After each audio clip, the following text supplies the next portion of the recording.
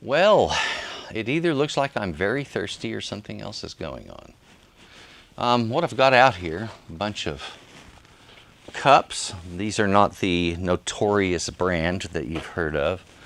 They are a cheap knockoff, okay? Very simple, inexpensive little cups.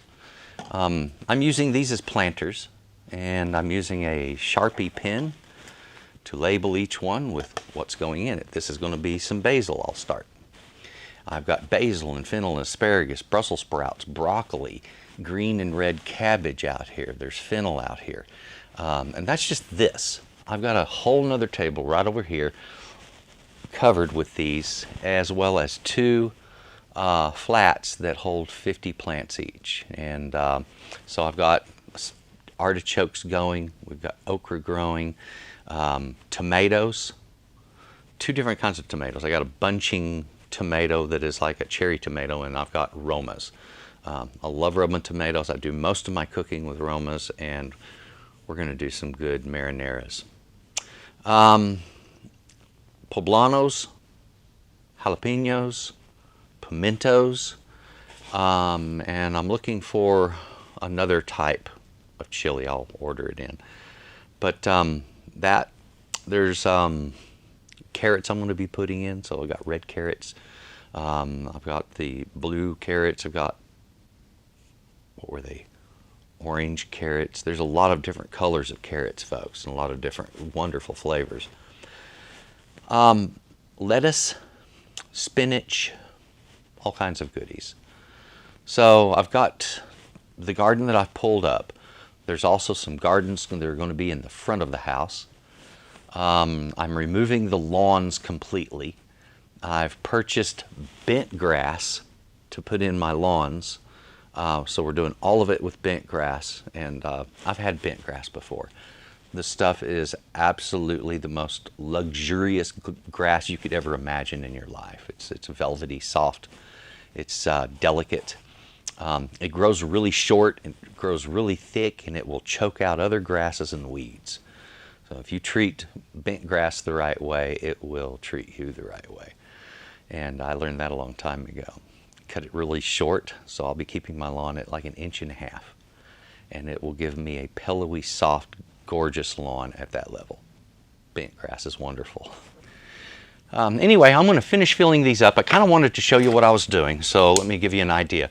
I've been taking my cups, and I just plunge my razor knife straight into the bottom, turn it, do it a second time, and it gives me a little cross slit right there, and that's just to drain off water.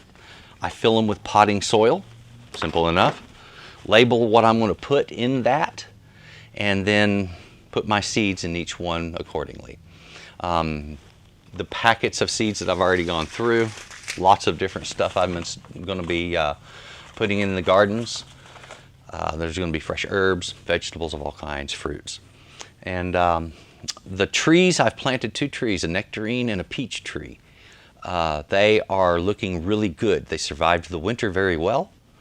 They are budding out. In a little while we're going to take a look at the trees. We're also going to look at the garden and what happened to it, and the plants that are growing in there. I've got romaine lettuce coming up all over in there, and other lettuces that did well through the winter. Believe it or not, we had a harsh winter this year, and in this part of Texas it gets really cold. This is up in the Panhandle. And so we're up on a caprock. We're like high in elevation. It's really flat. We get the strong winds off of the Rockies. And we also get all of the same snowstorms that they get in the ski areas in New Mexico. So all of that hits here.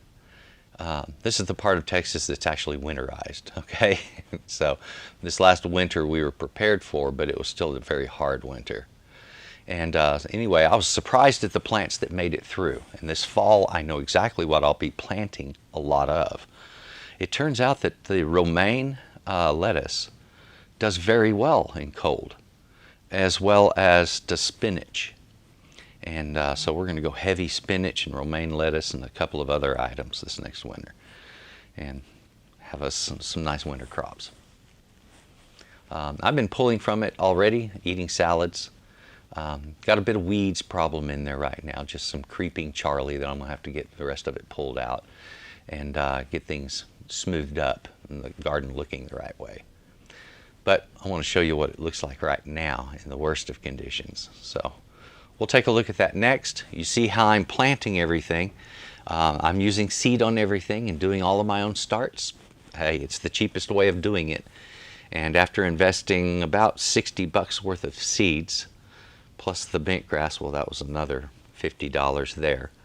Bent grass runs about $10 a pound.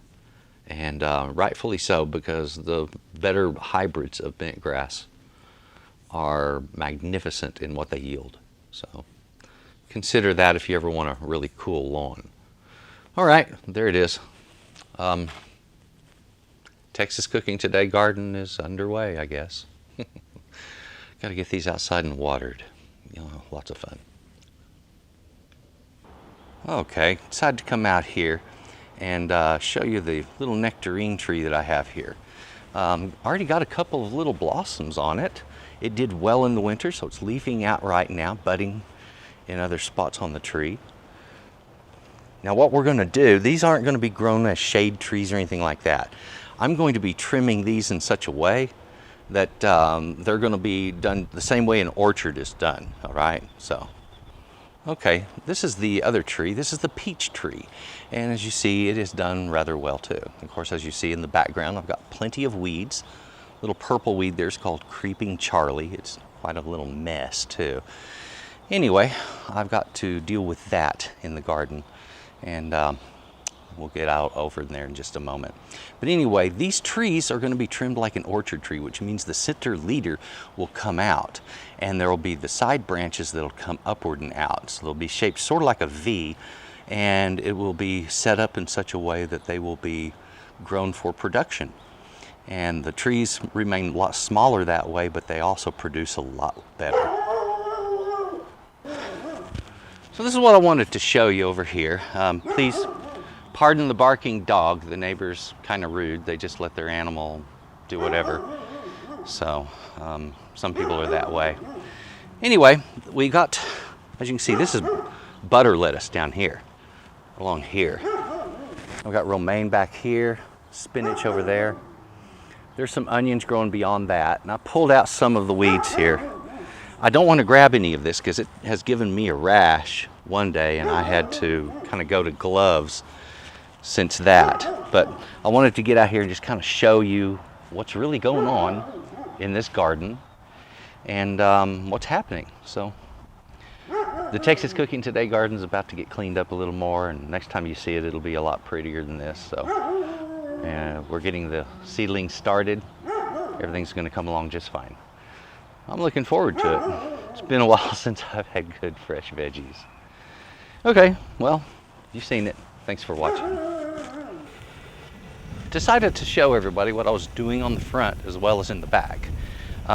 We've got a variety of grasses and weeds for a front yard.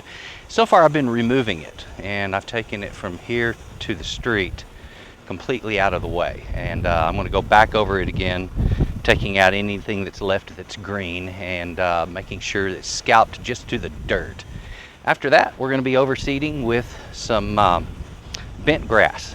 I've chosen the Penn State, Pennsylvania pin grass, I guess you could call it. It's a bent grass variety that's used on golf courses a lot, and it's a really good one for greens and for the tee off greens and a lot of that stuff. Also fairways, it's beautiful.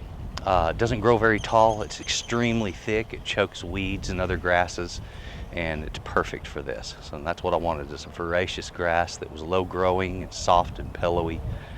That's bent grass. So I'm going to be cutting out the rest of this with a weed eater, and we will be blowing away what's there until I'm just down to nothing but dirt. And at that point, we'll finish cutting in the gardens, put down some weed barrier. After that goes in the seed.